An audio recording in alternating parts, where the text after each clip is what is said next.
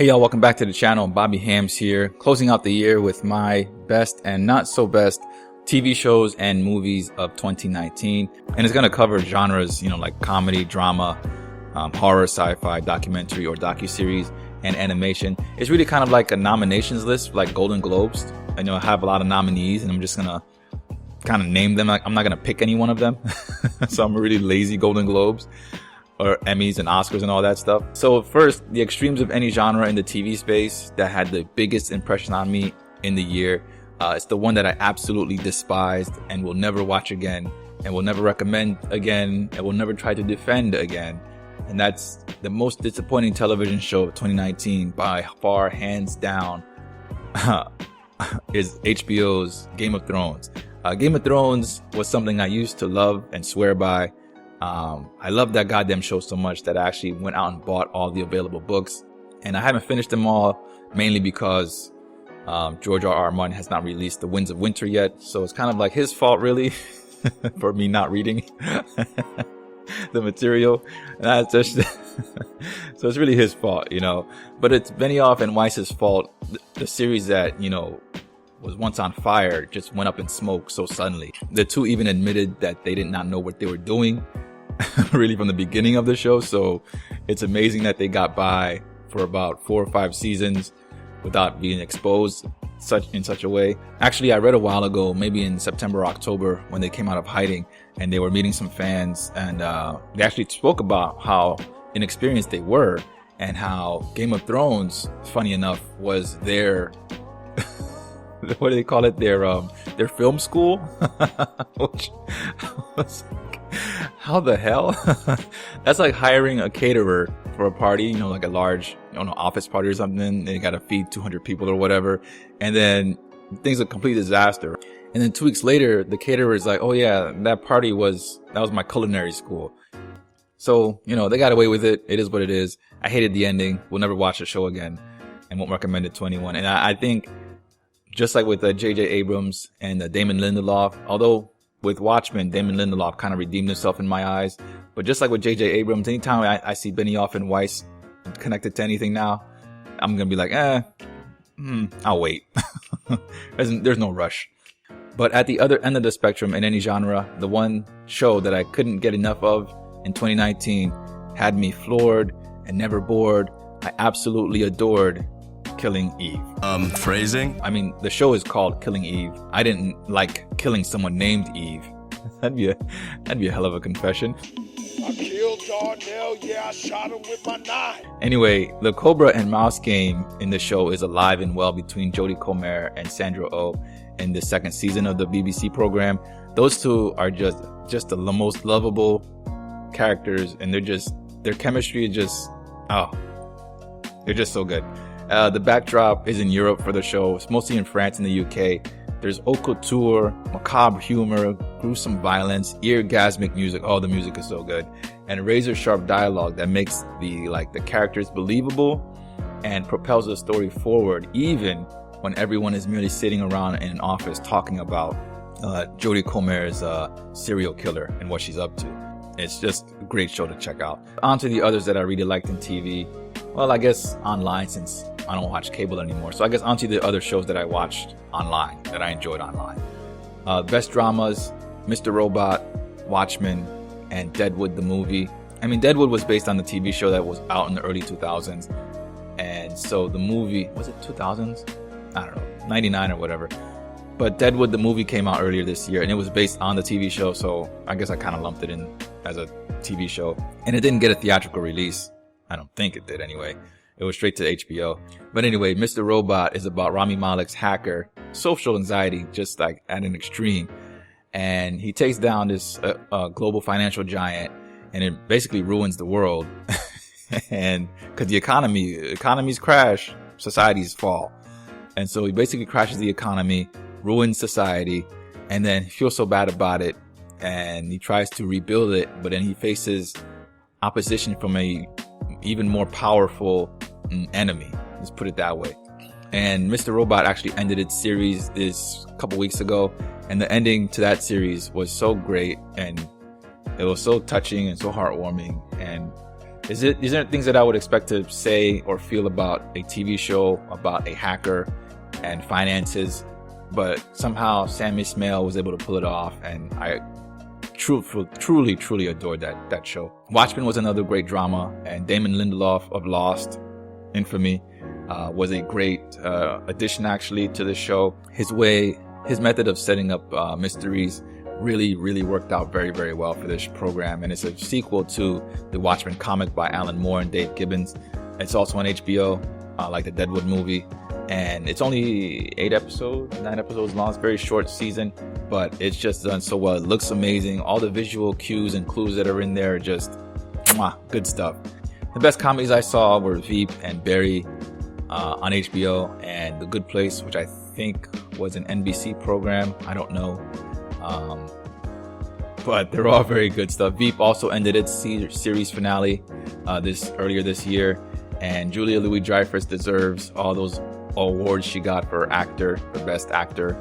And the show, I don't know if it won a lot of awards for its writing, but it should have won all of the awards for the writing. Barry, I think Barry made me a fan of Bill Hader, because I never liked him on SNL. Well, to be truthful, I never liked really anyone on SNL. The comedy kind of was never my thing. Even when I was younger, I chose to watch Mad TV instead of SNL for some reason. But anyway, Bill Hader used to be on SNL, and I didn't care for his character. But just like with the Game of Thrones stuff, the later product of something made me go back to the original. So like enjoying Barry so much, because in Barry, Bill Hader plays a hitman who doesn't want to be a hitman anymore. He wants to be an actor. And so, but he's still forced to be a hitman while he's learning to be an actor. And it's just a dark comedy. I love it so much. But it's a dark comedy that has a lot of emotional weight to it. All the characters are not just pretending. It's very meta in a way, because it's like it's actors learning to be actors. But I don't know how to explain it. You'd have to watch the show. It's pretty good. But like I was saying, Bill Hader is so good on Barry that it made me watch his clips on YouTube from when he was on SNL, and that made me like his SNL characters, especially the Californian stuff. It's just so. Anyway, The Good Place with Ted Danson and Kristen Bell, and it's about these humans who are going through the afterlife, and Ted Danson plays a demon, and they think they're in the good place, but they're not really in the good place. And the whole show it's another well-written show that's very funny, and just good stuff. For network television, I think it was very good show. And I believe it's on break right now. I think it's supposed to come back from its mid-season finale, I don't know, next month or whenever. The best sci-fi I saw was The Expanse. Best sci-fi I've seen, oh my god, and like ever since it premiered 4 or 5 years ago, it's been just the best sci-fi I've seen.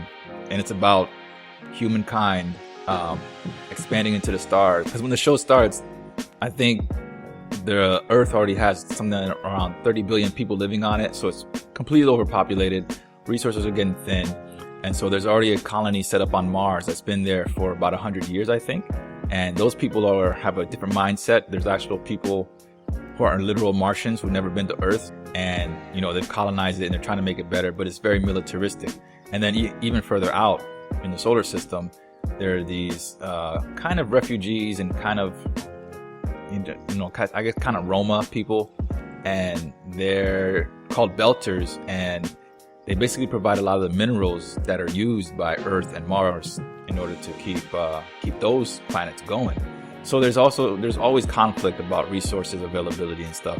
And this latest season that premiered on Amazon, season 4, because it used to be on Sci-Fi, but Sci-Fi doesn't know a good thing when they have it, or they can't afford it or whatever. But this latest season on Expanse on Amazon, they found this access point, this gate to another universe, and so now they're trying to spread out even farther. But the same old problems that they had on Earth are now expanding into this new universe as well, and it's just some fascinating stuff. And then the other show that I really liked, season 2 of Dark on Netflix, and it's a German-produced series about, I guess, family relations. it's that one's a hard one to explain. That one's a hard one to summarize. But anyway, it really centers around these missing children and around these specific scientific anomalous events that are about 33 years apart, and it just goes into this windy thing that's just it's pure sci-fi for sure. Dark season 2 is pure sci-fi. Cannot deny that. The other show, of course, on Netflix was Stranger Things season 3, and I believe that I did a review of it already, or maybe I covered it. I don't know. I don't remember. Maybe I just did one in my head. But in any case, though, keep up the great work, Duffer Brothers. Can't wait for season 4. And the final sci-fi show of the year was a Counterpart season 2, which was starring J.K. Simmons. So Counterpart was about these spies and their mission to prevent a biological attack that would destroy the planet.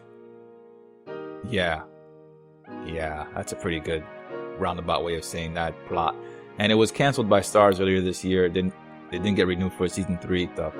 There weren't any horror TV shows that I can think of, so I put in its place the best action TV shows that I saw. Jett, I reviewed that. Warrior, I reviewed that also. And then The Boys. Best documentary, When They See Us. I believe that was on Netflix about the Central Park 5. Chernobyl, which was a docuseries, a docudrama of the disaster of the same name.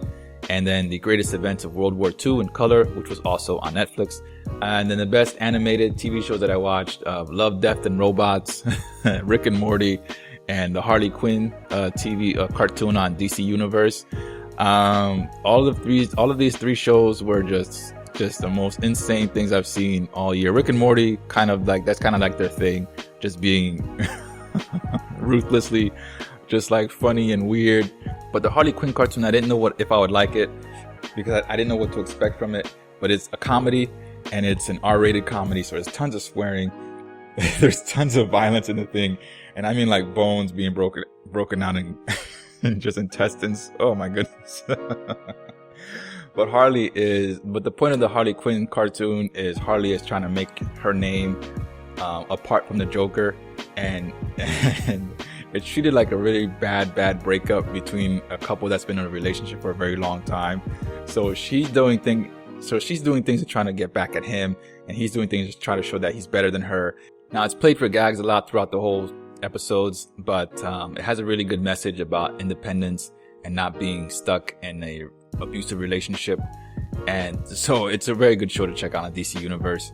Rick and Morty, the one episode that stood out to me this year was the dragon episode. And I don't know where the hell these writers get these ideas from, but man, oh man, that episode slayed me, you know. The dragon episode slayed me. It was just bonkers. And Love, Death and Robots is on Netflix also. It's very short episodes. They're 11, 17 minutes long, but they're sci-fi episodes, and they have a very poignant message to each one. And they're so well drawn. Like, being a lover of art and just art and animation, like Love, Death and Robots has got to be like the best drawn episodes that I've seen for cartoons in a very long time. Outside of like One Punch Man, I mean, this stuff is like season 1 of One Punch Man anyway.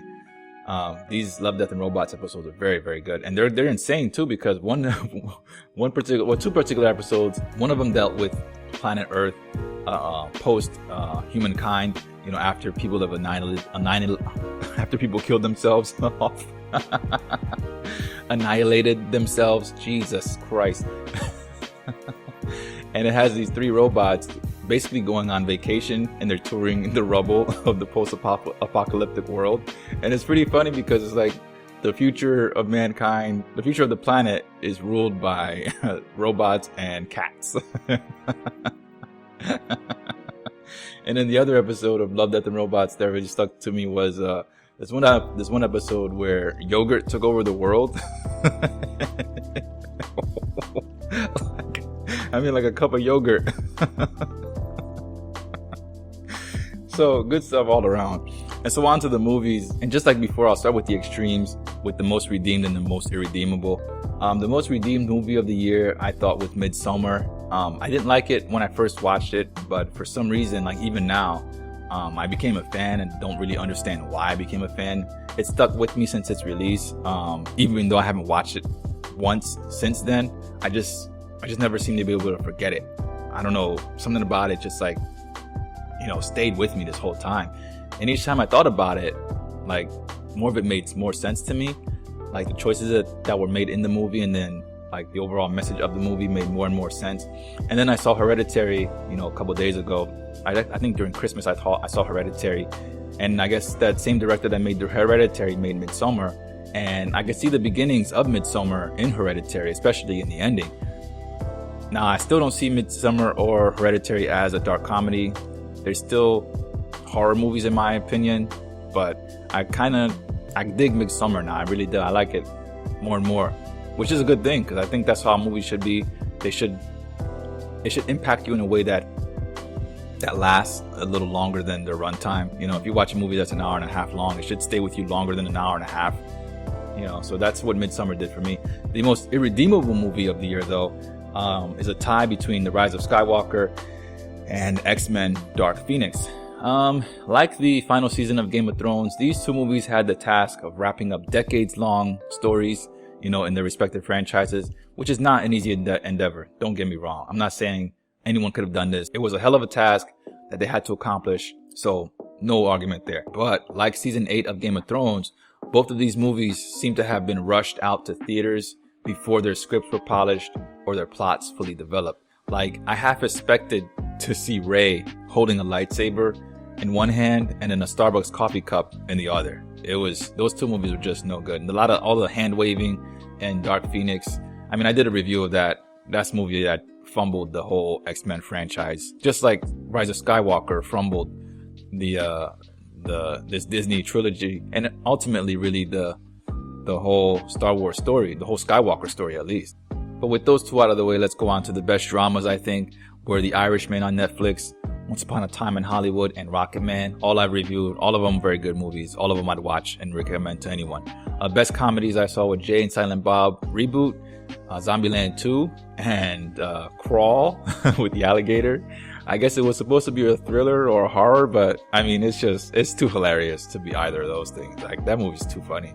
Jay and Silent Bob Reboot was a very meta movie. It was very fourth wall breaking, not in the way that Deadpool was, where people turn and talk to the camera. There were a couple shots where people looked at the camera, especially when they were pointing out some of the Kevin Smith stuff. And the movie has a very good message about legacy and family, which I was not expecting at all, because the humor in the movie is very juvenile and very crude. But I mean, it kind of fits in with Jay and Silent Bob's shtick of being just these immature and just kind of like pot smoking, friends really. But the movie was surprisingly, I wouldn't say emotional, but had surprisingly heavy moments in it. Yeah, had surprisingly heavy moments in it, especially with this one part where Ben Affleck is talking about his daughter, his daughter in the movie anyway, and what he's done to change for her and how she's become, his hero in a sense. And so it's kind of cool movie. I really liked it. It's very funny, but it was really kind of cool in that sense. The other comedy that I watched that I really enjoyed this thing. It was called Extreme Job, and it's a South Korean film.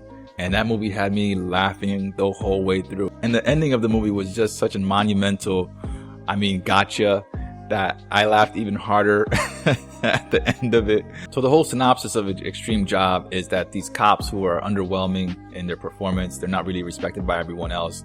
And it's about 4 or 5 of them. They go undercover as restaurant owners in a chicken business in order to try to bug this gangster's hideout. Because everyone's got to eat. Even if you're a gangster, you have to eat. And so their hope was that this gangster would order takeout from this restaurant, because it's right there, right? And then they'd be able to have a chance to get inside the hideout and plant bugs and surveillance equipment and everything like that in order to take this guy down. But along the way, they get so wrapped up in their cover that they start to worry more about the chicken business than the job. And so the It's just a brilliant movie. I loved it all the way through, even at the end. Like I said, the ending is especially delicious. And the way that the sound of a chicken, the clucking of a chicken is used in this movie is like, I've never heard a soundtrack used a chicken's cluck so masterfully. It's just the best thing ever. You want to talk about a comedy? That's like a comedy of comedies. That's like right up there with, I don't know if with Airplane, but I think it's very enjoyable comedy. So moving on, the best horror that I saw all year was Us. Jordan Peele's second outing with horror. Awesome movie. And The Lighthouse. The Lighthouse was starring Robert Pattinson and Willem Dafoe. It's a black and white film. It's something else. Robert Pattinson, that guy's legit. He's a legit actor. I never saw the Twilight movie, so I can't say, he was terrible in Twilight, and that's why I never watched his stuff. I was just never interested in Twilight, so I never watched them. He's something else in this. It's him and Willem Dafoe are just like, it's just the two of them throughout the whole movie, throughout the whole thing. There's no one else in there, so I mean, they just play. They're just great.